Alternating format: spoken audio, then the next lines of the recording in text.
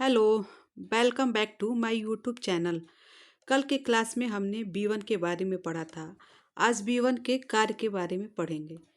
B1 को thiamine बोलते हैं। थायमिन के कार्य: वृद्धि में सहायता करता है, कार्बोज के उपापचय में सहायक होता है, हृदय की कार्य के लिए आवश्यक होता है, एंजाइमों का सह एंजाइम में सहायक होता है, डीएनए व आरएनए के निर्माण में सहायक होता है। डीएनए व आरएनए के निर्माण में कार्बोज शर्करा सहायक होती है और कार्बोज शर्करा का निर्माण थायमिन से होता है। थायमिन पाचन क्रिया में सहायता करता है, आरबीसी के रोगाणु भक्षण में सहायक होता है। अब बी2 के बारे में पढ़ेंगे। बी2, इसको राइबोफ्लेविन भी बोलते हैं। इसका दूसरा नाम विटामिन जी भी होता है।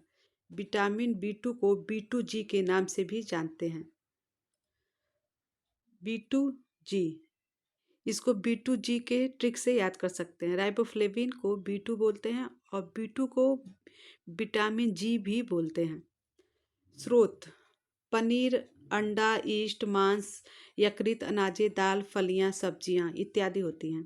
राइबोफ्लेविन का संरक्षण: बी2 को हम भूरे रंग के कांच के बोतल में संग्रहित कर सकते हैं और इसे अंधेरे स्थान में रखना चाहिए। यह काफ़ी दिनों तक संरक्षित रहेगा।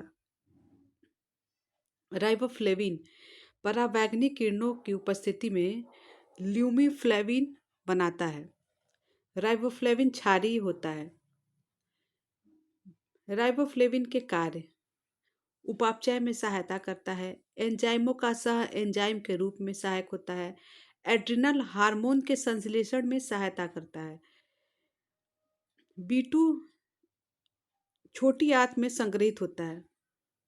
जितने भी विटामिन हैं सबका संश्लेषण हमारे आंतों में होता है, छोटी आंत में, और इसका संग्रह यकृत में होता है। संश्लेषण मतलब पाचन।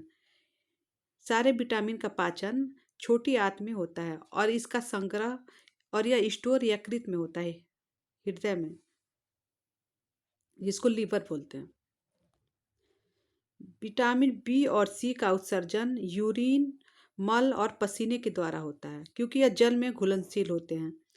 और विटामिन ए, डी, ई के जो वसा में घुलनशील होते हैं, इनका निष्कासन या उत्सर्जन मल द्वारा होता है या ऊर्जा के रूप में होता है।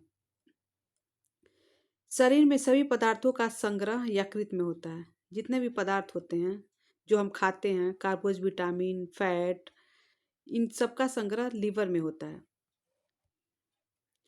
विटामिन बी2 की कमी का प्रभाव: इसकी कमी से चिलोसिस हो जाता है, जिसको किलोसिस भी बोलते हैं। एंगुलर स्टोमेटाइटिस भी हो जाता है। इसका लक्षण मुंह के किनारे के हिस्से फट जाते हैं। ग्लोसिटिस, जीभ का रंग बैंगनी हो जाता है। राइबोफ्लेविन जो होता है बी2, सूर्य के प्रकाश की उपस्थिति, जिसको पराबैंगनी किरणें बोलते हैं, उसकी उपस्थिति में ल्यूमीफ्लेविन बनाता है।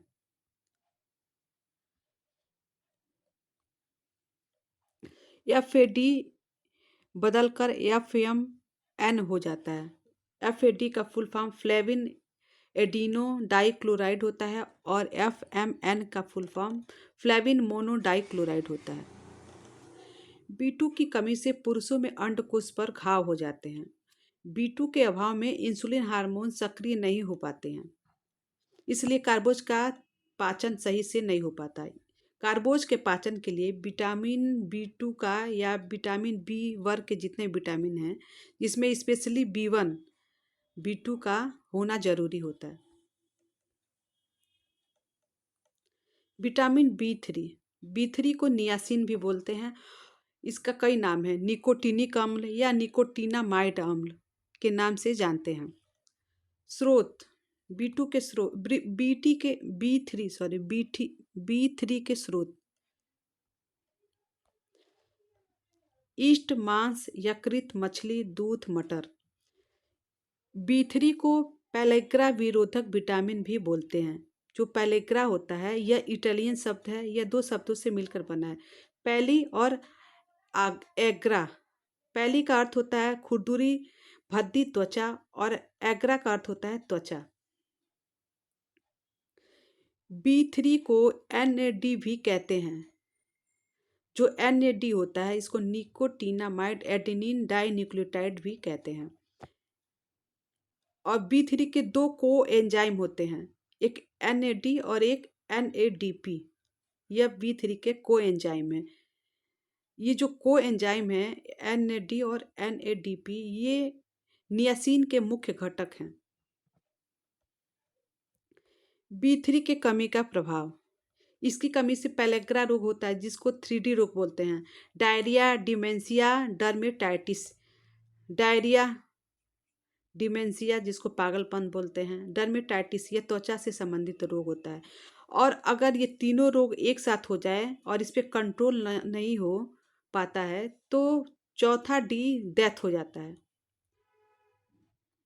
इसकी कमी से मानसिक रोग होता है जिसको सीजोफ्रेनिया बोलते हैं। नाड़ी संबंधी रोग हो जाता है जिसको पेरिफेरल न्यूरोपैथी बोलते हैं। जो पेलेग्रा रोग होता है वह ल्यूसिन की अधिकता से होता है। जब हमारे बॉडी में ल्यूसिन की अधिकता होती है तो पेलाग्रा रोग हो जाता है। B3 के कार्य। त्वचा की सुरक्षा करना, शारीरिक वृद्धि करना, लिंग हार्मोन के स्रावण हेतु आवश्यक होता है। विटामिन ए को रेटिनॉल में परिवर्तित करने हेतु विटामिन B3 की आवश्यकता पड़ती है। जो पाइरिडॉक्सिन विटामिन होता है जिसको B6 बोलते हैं, वह ट्रिप्टोफैन को नियासिन में बदल देता है। नियासिन का विरोधी ल्यूसिन होता है।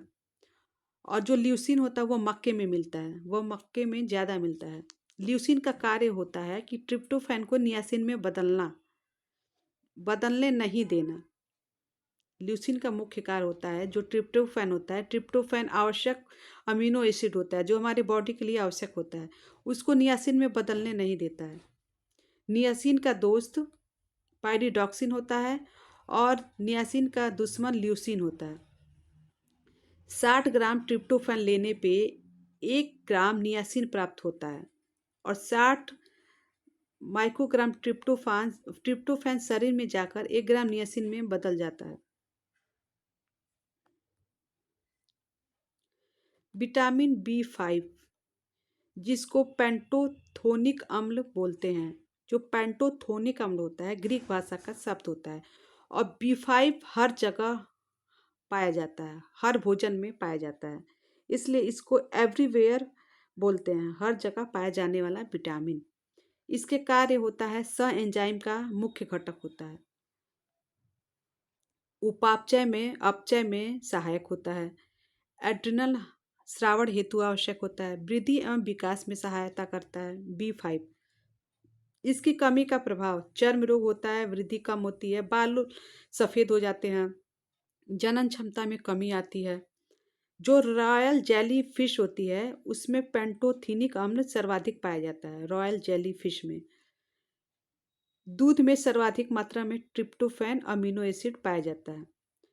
480 माइक्रोग्राम ट्रिप्टोफैन शरीर में जाकर 8 माइक्रोग्राम निकोटिनिक अम्ल देता है और 1 लीटर दूध में 480 माइक्रोग्राम ट्रिप्टोफैन प्राप्त होता है 1 लीटर दूध से। ये सारे topic B1, B2, B3, B5 exam की दृष्टि से इम्पोर्टेंट है।